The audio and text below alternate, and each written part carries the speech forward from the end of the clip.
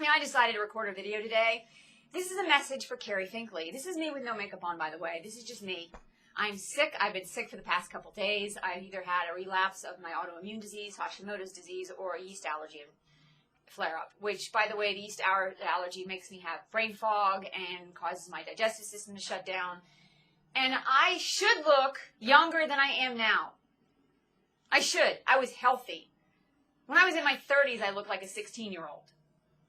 But you know what? We live in a very twisted world where we women are required to give up our good looks and our health for men at the age of 35. Like, if I haven't made it in my career by the time I'm 35 as a woman, I'm not allowed to have a career. So this message for you, Carrie Finklea. Congratulations. You helped destroy another woman's life. I do have a law degree from Catholic University Law School. I have a master's from American University. And I have a theater degree. So while you decided to be discovered in high school, which, by the way, I just found out this year, knew nothing about you. In 2016, when we met, which was the very first time I ever laid eyes on you ever, when I walked into the Film 32 class with Carrasco, and you looked at me, got up and walked to the front of the class, had a little conversation with Carrasco the entire time looking back at me, I did not know you. You were a stranger to me, a nobody. I had not seen any of your crappy movies or any of your productions. There are 160,000 members of SAG, Carrie. It is not possible to know all 160,000 people in this country who want to be actors and have managed to get their union card. That little conversation that first time was about me. Oh, it's Loranto, and she's just an extra, and she's stalking me. Because I got attacked yesterday by some stupid, dumb troll who decided that apparently I'm obsessed with you. From my perspective, you are obsessed with destroying me. You asked me on the very first project to edit something for you, which has now been kicked off of YouTube. Because apparently, I guess what you asked me to do for you is probably a copyright infringement.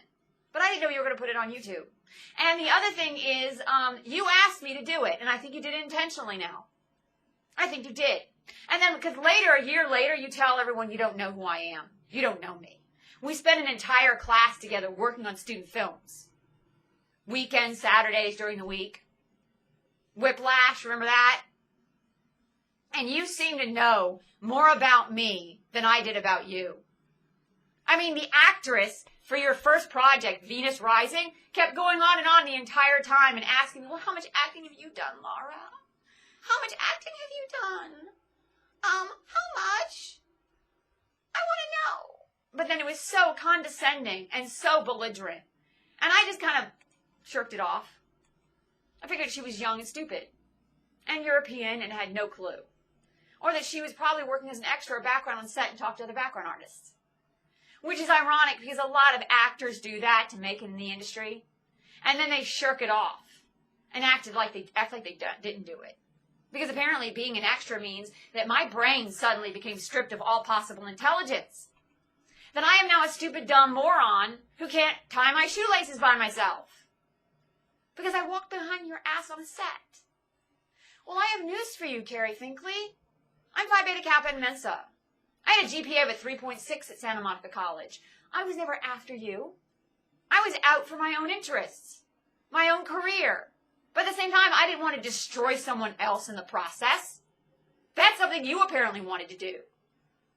That's something you apparently want to do for some reason to me. You and your friends you and that other girl who's also apparently connected in the industry, take your stick out of your butt.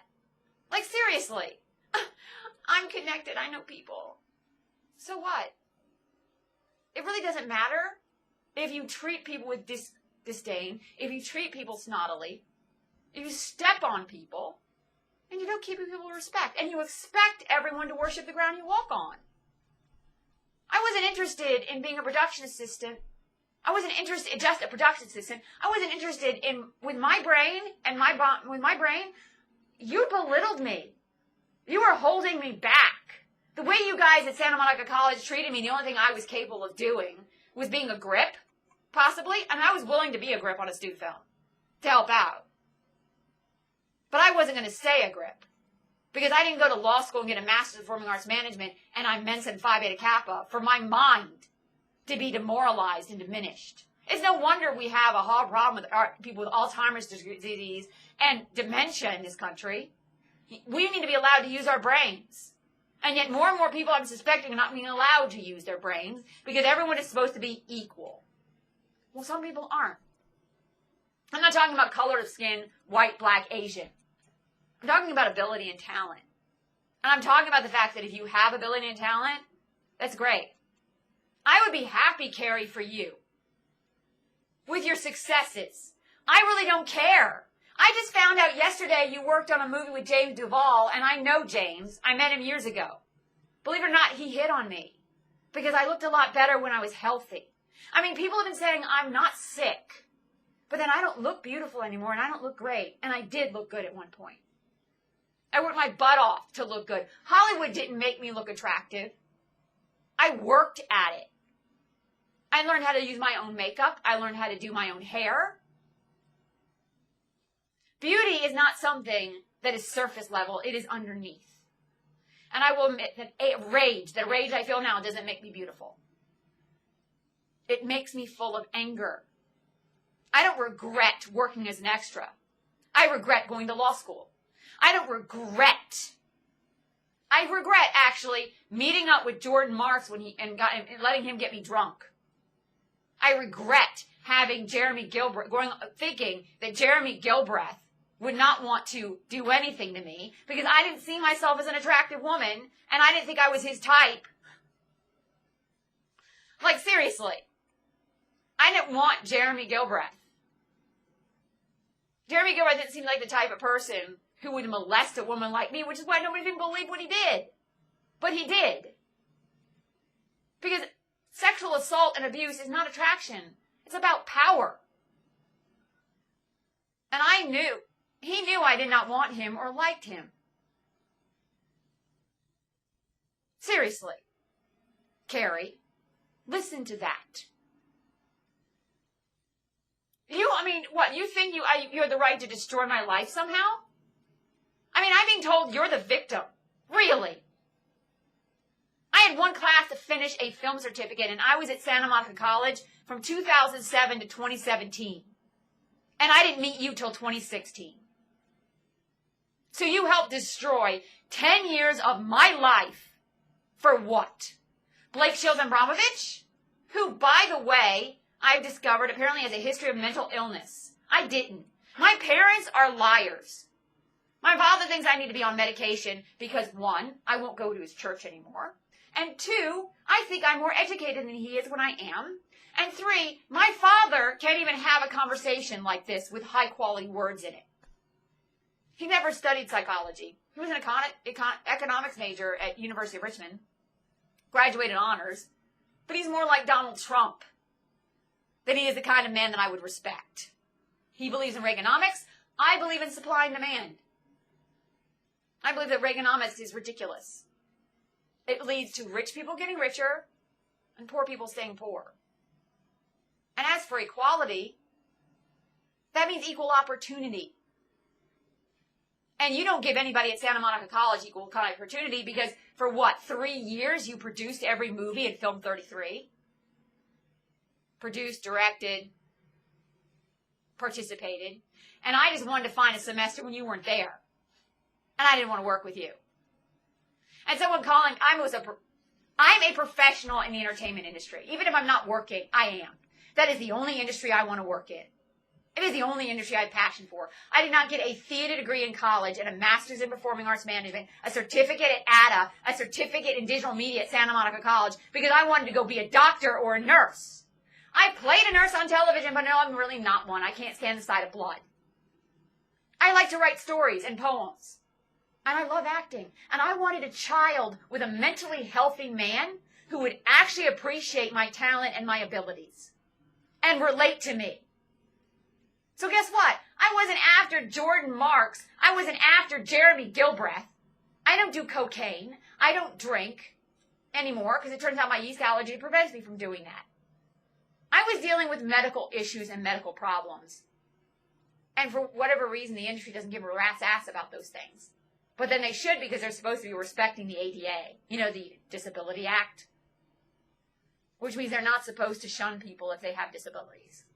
But apparently I've been told I can't tell people I have Hashimoto's disease. But there are celebrity actors with my condition. There's celebrity actors who have my issues. And they should be allowed to be able to achieve their goals just as much as I do want to achieve those goals. Yeah, I'm a woman of a certain age. Therefore, as far as you're concerned, Carrie, I should give up my acting career, right? When I was your age, I got breast cancer. When I was your age, I was fighting for my fucking life. And then after I finally got to the position where I felt good about myself and I felt good about me, it all got taken away by a guy who molested me.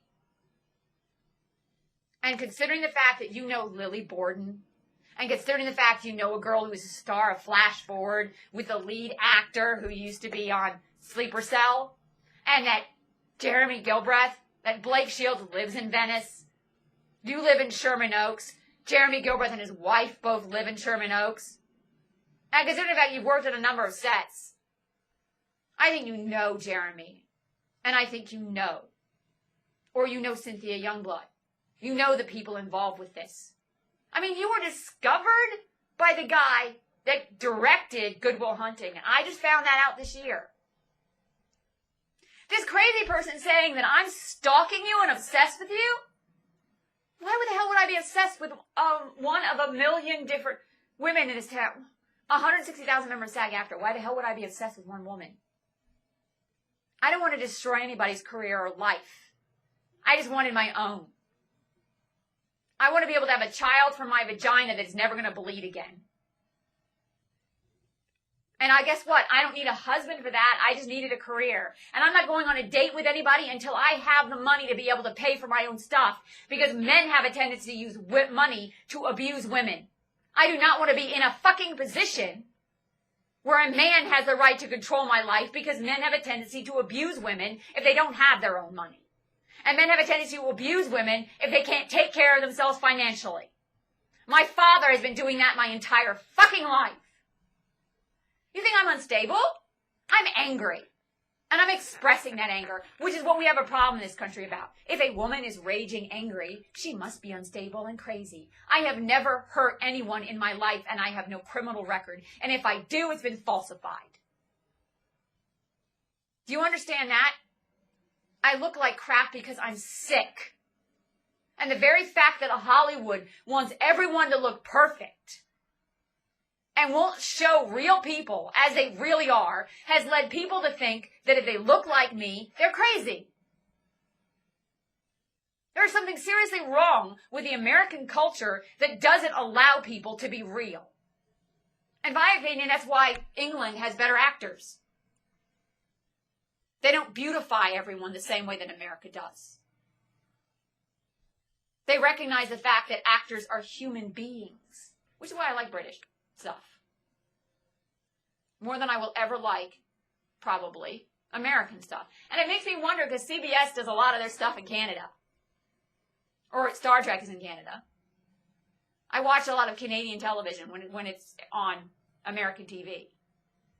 I feel the same thing from their television. They don't beautify and falsify who people are. It's not that I'm saying I don't like American television. If they'll hire me. But they're not going to hire me because they've already decided that I'm the truth of the rumors and the gossip. Instead of being an incredibly intelligent woman who's capable of delivering lines. And by the way, I don't have a script for this. This is just me talking from how I actually feel. I don't want to hear about you, Carrie Finklea, ever again unless it's in a court of law and I'm suing you for defamation and slander. Because you're the one who asked me to edit for you that first project. I filed a complaint against you. And you want to tell me that you don't know my Twitter stalker? Then why don't you say that? I don't know this person. Instead, you stayed quiet. When I asked you if you knew Blake Shields, because if you did know Blake Shields, I was going to be terrified, you didn't respond to me. I don't know him. Instead, Carrasco calls for security. And for what? For a celebrity actor who's psychotic, potentially? Definitely schizophrenic. Like, I just found out recently that Blake Shields went to college, I guess, in Arizona. Same place my parents are from. I know he went to ADA. I went to ADA too, but it had nothing to do with Blake. I was proving myself. I wanted to prove myself as an actor. I did their summer program. I actually met a guy there named Eric. He hit on me too. Kissed me when he was drunk. I told him to find other people. Older women. Find women his own age. Nice guy. Sweet. But I don't think he was really cut out for Hollywood.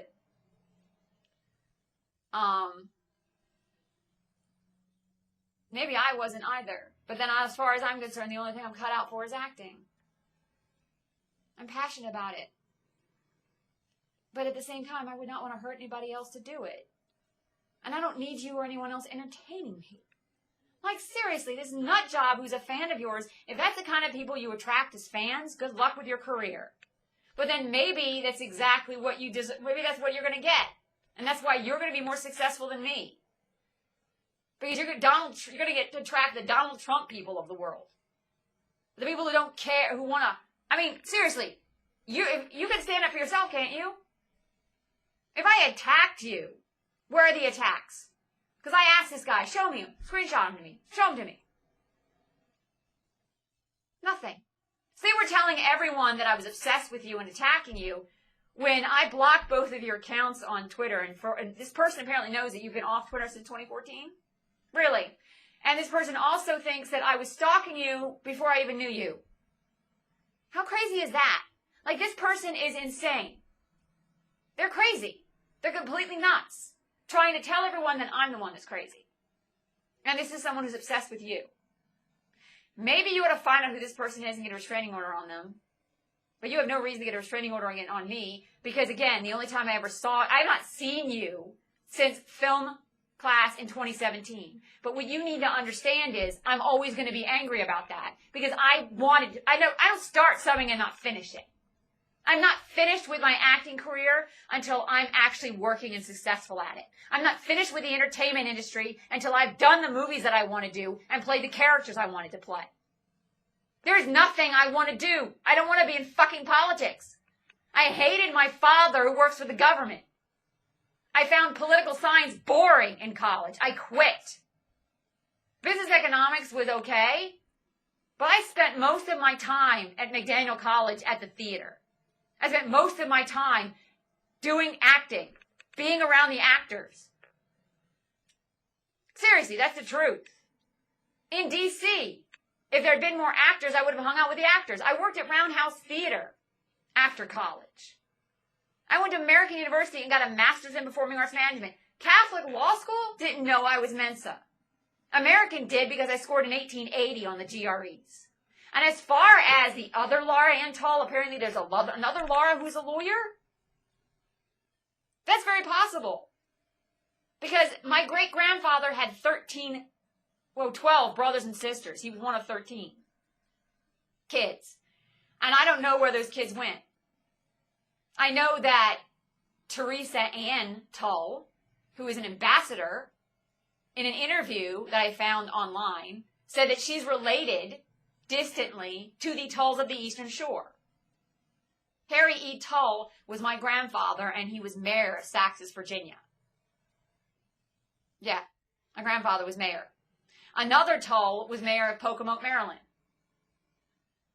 That same Tull built ships, yachts. He made his fortune as designing and building ships. One of the ships is actually in a museum. My family built the Eastern Shore of Maryland. My grandfather was mayor of a small town in Saxes just across the border, because there's part of this Eastern Shore that is Virginia.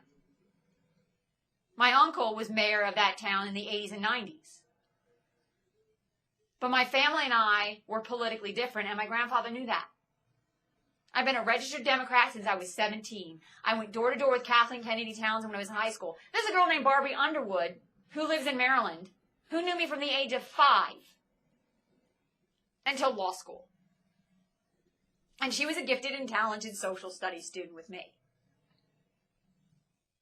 I liked to write poetry. I liked art. I wasn't as into political science and political stuff as Barbie was. But we were both, Barbara and I, were both Democrats. Because she worked for Kathleen Kennedy's campaign. More than I did. In fact, she's the one that got me to go to volunteer for her. So I'm sorry. I have never been a Trump supporter. I was also a Catholic, never been a WASP. I walked away from my parents' church at 18, converted to Catholicism at Catholic University Law School, and was a member of the Santa Monica Church from the time of moving to California, basically around 2003, 2004, until 2007, 2008. Even when I lived in Pasadena, I would drive to Santa Monica because I loved the church there so much. It was a beautiful church. I felt comfortable there. Didn't feel quite so comfortable in Pasadena. Had to do with the feng shui of the buildings, I think. The churches in Pasadena were kind of dark and a little creepy to me, like Gothic. Whereas Santa Monica was really bright and beautiful. I felt more comfortable. And even the Catholic church in Los Feliz is kind of dark. It's a good church, but dark. It's just that's the way it's built. In all honesty, that's how I decide which church I go to, by the architecture and the light.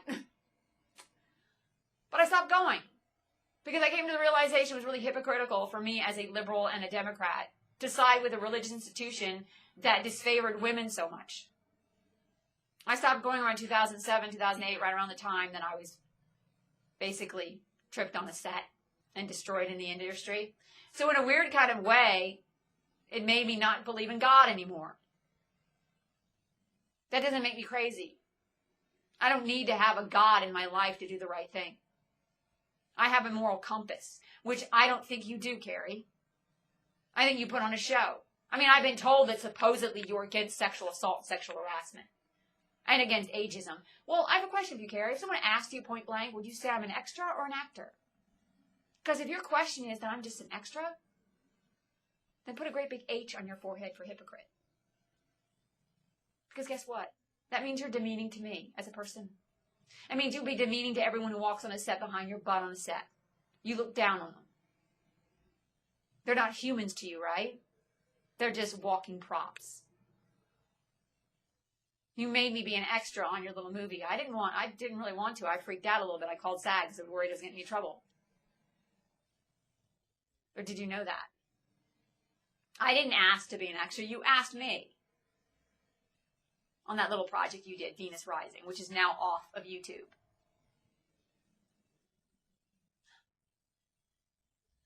I hope I never see you again, and I never want to sing a movie again. Not unless you actually had the gall, the balls, to actually admit the fact that what happened at Santa Monica College was wrong. And the fact that you basically were using me to feed your ego. And the fact that you actually, I think, came after me in a way. Was I competition to you? You know, Carrasco, I think, almost considered one of the scripts that I wrote. A script that I wrote about a cheating husband. Every time I took Film 33, I wrote a different script. Every time. There was Rights.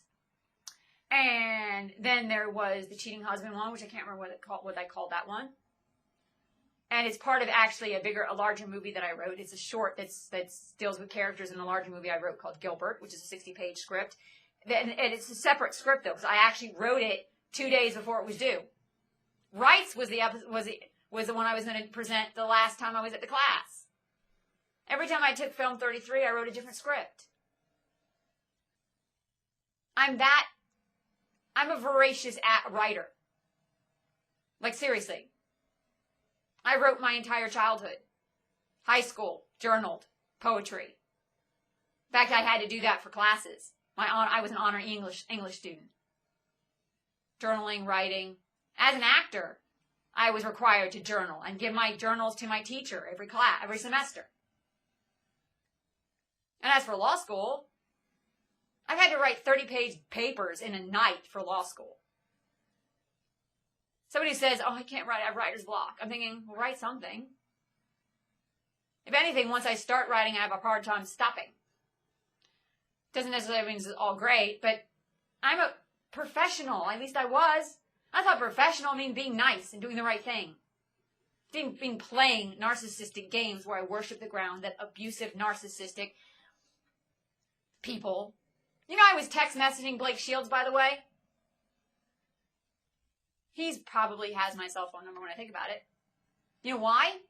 Telling him to have the freaking Twitter trolls stop. Please, will you step up and tell this person I'm not stalking you? Because I told him in 2013 I didn't want to date him. I'm $115,000 debt in law school. Let me explain what that means. That means I need to make money.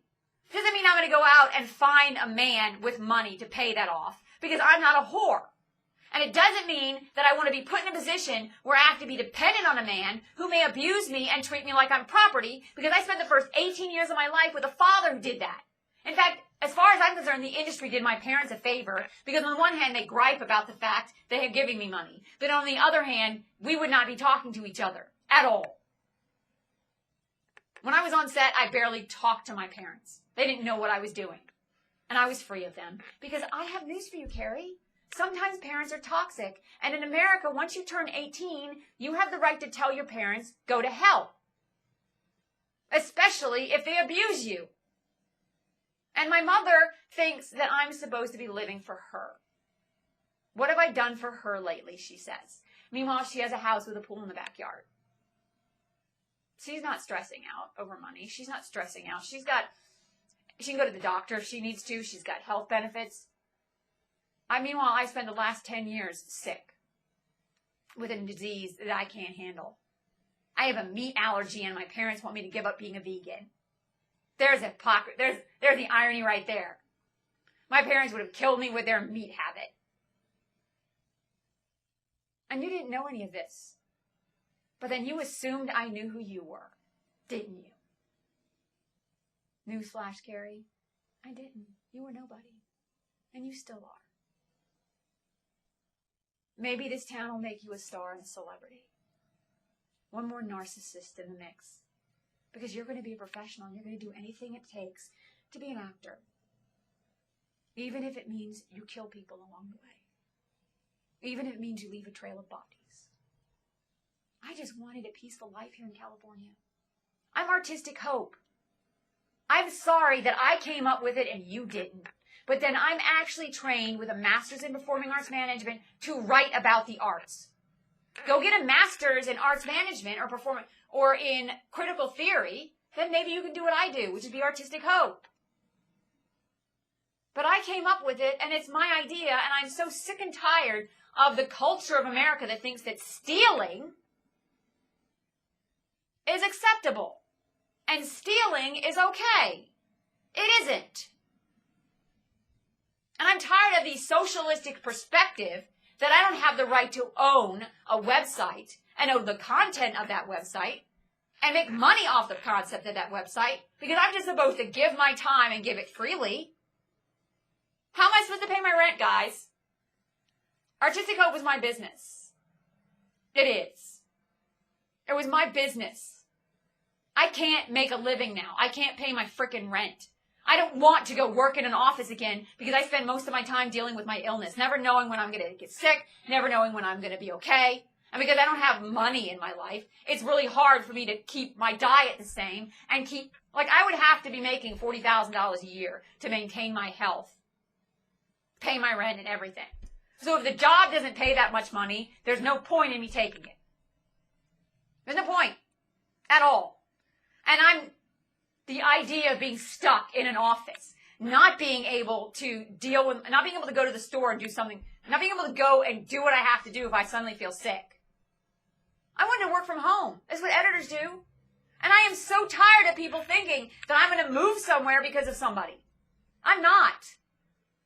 I love where I live right now because I can do everything that I love where I live right now. And I have places here that I can go to get what I want to eat and deal with my illness. There's a place I found here in Los Angeles that has the medicine I need. And it's right a couple blocks away from where I live. So I'm sorry. I'm not moving. I'm not going to fucking Encino. I'm not going to move to fucking be next to George Clooney. Like, seriously. It is as though, I've discovered the fact that we do have a royalty in this country. They're the celebrities. They're the rich people. And the cops and everyone else will cater to them, but none of them care about the fact that my life has been destroyed by them. I happen to live a couple blocks from Angelina Jolie. She moved into the neighborhood, but I've been here since 2005, 2006, after I had breast cancer. I moved in to Los Feliz, February, I believe, of 2006. This is actually my third apartment in Los Feliz. I've been in the same apartment for years. And yet, oh my God, Laura's stalking Blake Shields. Laura's doing this. We don't believe she is where she really says she is. We need to find out where she is so we can... I don't know who this person is stalking her, but they seem to know a shitload about the people in the industry, what they do. Excuse my language. They seem to know things about you, Carrie. Things about James Duval, who hit on me once. The fact that I was talking to John Shaw, who, I hope I can pronounce his name right, who happens to be from my home state of Maryland. His dad's a cop, and my father was a government agent in downtown Baltimore. Like, all James Shaw would have to do is contact people at Towson High School to find out I was a Maryland Distinguished Scholar. One of the smartest kids from the state. But I'm not allowed to be with the actors, right? My soulmate would be an actor. And I'm sticking to that. You're not going to make me go out with someone because you want to control my vagina, Carrie, or that other people do. You're snot as far as I'm concerned. This is the last time I'm going to ever think about you. That is, unless I can find an attorney to sue you. Because guess what? But then, nobody's going to believe me because I'm not famous. No one's going to believe me because I don't look like you do. And we judge people based on their looks in this country. People want to believe that you're actually for women. Then why aren't you for women older than you? Why would you eliminate your competition like the way you eliminated me? I'm not your competition either because we wouldn't be applying for the same role, you bitch. Why is it that you need to make me feel like the only reason I'm on a set is to bring you coffee? Why do you have to snap at me at whiplash when I was actually doing a really good job? Or was it the fact you didn't like the fact that people liked me on that set and I was doing a good job? I mean, I was doing like multiple things on that set to keep everything organized. And I just finished fixing something. And then I'm getting ready to do what you wanted me to do. And then you yell at me to do it. If you'd waited another second, you would have seen because I was always doing that. I knew what my job was.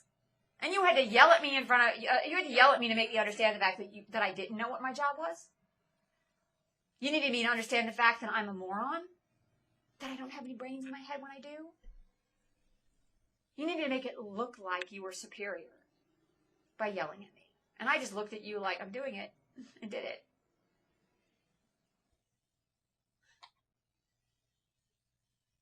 You're 33 years old, right? 33. You act like you're 25. And yet supposedly I'm the one that's immature. My age, people sometimes, this is a lesson in how people end up dead and homeless in this country. This is a lesson how educated and intelligent people do. And this is why nothing changes in this country. Your generation should care about women my age, because unless they start doing that, women are never going to have any right to be president. We're lucky we have a vice president who's female right now. We are. But unless we start treating women with dignity and respect and recognizing the fact that a woman should have the right to a career and a family, that we're capable of doing both. I wanted a kid. There's no reason for me to have a man in my life now because I'm not going to have a child. The only reason for me to have a man in my life is to give me a baby. But I'm not going to have a baby with someone I can't have a conversation with. And men who try to get my attention, who have nothing in common with me, who seem to think that the only thing that they need is a job and a need to meet my attention. I don't need anyone praising me. I don't need an audience clapping me on. That's not why I do acting. I do acting because I love doing acting. I was happy when I was working as an extra. Even though I knew, one, I didn't get enough money. I wasn't getting enough money. And two, I wasn't getting enough money. That's pretty much it. Well, two, it wasn't challenging enough. It was to a certain extent. It was exciting and interesting because I never did the same thing. I cannot stand the idea of doing the same thing. We dumb down people in America. We don't expect anything from people in America. We expect everyone to be stupid. So because we don't challenge people, we don't grow. I mean, people have the attitude that kids can't handle, but maybe they can handle more. I mean, my third grade teacher told me I could get A's. And I went from being a C student to an A student just because my teacher said that. I think you're smart. I think you're bright. And the next thing I knew, I was getting straight A's, and I was considered the smartest kid in the class. Or one of them. There was a group of us. Some of the kids I went to high school with went to Stanford, Boston, American University. The only reason I went to a small school in Maryland called McDaniel is because I had a full scholarship. I actually applied to Dickinson College to be a writer. They had a great writing program in Pennsylvania. But got an early decision. But then I was offered a free ride.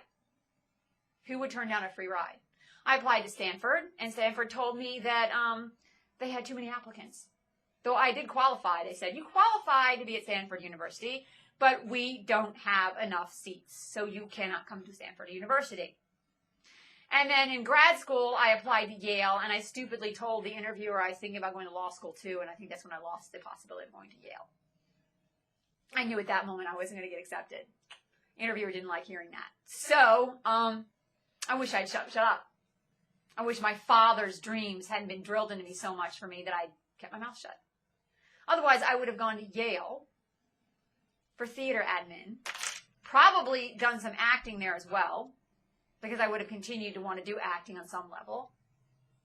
And who knows, I might have met a Yale theater actor and never see you or know you, Carrie. So my life, really, you are a tiny little chapter. Tiny. It's just the fact that I spent hours yesterday with some lunatic telling me, but Carrie has a career and you're not going to. And you need to know, Laura, that you're just an extra. But then I say, well, excuse me, but I'm an actor. I'm like, this person accused me of belittling other people. And meanwhile, you belittle me by insinuating that I'm just an extra. Your fans belittle me by saying I'm just an extra. I'm more than an extra, darling. It's too bad no one's going to know. No one's going to know how intelligent I was or how successful I could have been. Or the fact that my life was destroyed by people that decided that I wasn't allowed to be an actor because it's not a useful profession. See, because apparently the people who are supposed to be actors are supposed to be people who are not educated. Just cute. And look like they should be popular. Good luck, Carrie. I hope you get the chip off your shoulder, because the only way you're going to be successful in the industry is that you understand that if you understand who you are, and if you understand the difference between right and wrong. Because sooner or later, the truth comes out. Of course, everyone thinks there are people who think I'm a sweet person, and I am. I'm a sweet, nice girl who was destroyed by rich, wealthy, stuck-up people. And then the people who are not rich and stuck up, like the people who work at McDonald's, think that I've overstepped my bounds because apparently I'm supposed to be on their level because my mommy and daddy say so. I'm more educated than my parents. I'm better than my parents. That's not me being a narcissist. That's the truth. I'm a better person than my parents. And I'm probably going to die before they do. Because I'm sick. And they never cared. So thanks, Carrie, for putting me in a position. I mean, I was in debt from law school. If my classes dropped, if I dropped out of Santa Monica College, I was going to start paying off my loans. I couldn't afford to do that without having a good job that I actually loved, that I was passionate about. If I'm not passionate about what I'm doing, I can't make money. That's the truth. I don't care about money. I don't care about things. I need to love what I'm doing. And the only time in my life I loved what I was doing was when I was on set and acting. I didn't cause an accident on a set so I could fucking sue someone. The fact that Carrasco suggested that I did. What an asshole. He actually said he would let me act. He did. But then the way he said it, I knew he wasn't going to, because nobody wants to see Laura Ann Toll. We only want to see old men, not old women. Women over the age of 35, unless they've made it already, forget about it. You're not going to do anything, Laura. Women can't do anything unless they have a man in their life. I mean, Carrasco claims that he's so, I don't know, for women. Then put fucking women in front of the camera as much as you do behind. Let women like me be seen, asshole. Let women like me have a voice. You stood in front of me, Carrasco, and said, sometimes it's a woman's fault. And I never cursed in your class. I never swore. This is just me venting because I'm so angry. Honestly, how I feel. You stood in front of me and said, sometimes it's a woman's fault if she's molested. Really? No woman wants to be touched by someone she doesn't want. And I'm telling you, I never wanted Jeremy fucking Guilfreth and his cocaine habit and his fucking finger inside of me.